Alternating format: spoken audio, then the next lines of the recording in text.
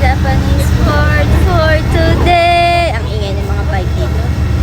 Okay, ang Japanese word for today natin. One is amay means sweet. Amay means sweet. And kanami is amay delu. Amay delu means naglalambing. Yan, naglalambing. Amay delu. Amay delu. Hello! Ang Japanese word for today natin